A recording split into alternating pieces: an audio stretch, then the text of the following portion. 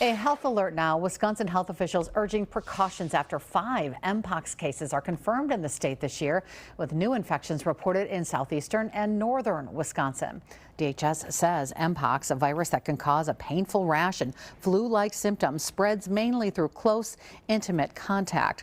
And the overall risk is low, but anyone exposed to a known case should talk to a doctor about vaccination. Health officials say to watch for new unexplained rashes or lesions, plus fever or swollen lymph nodes. Avoid close contact with others if you get sick. For help finding care or local resources, Wisconsinites can call or text 211.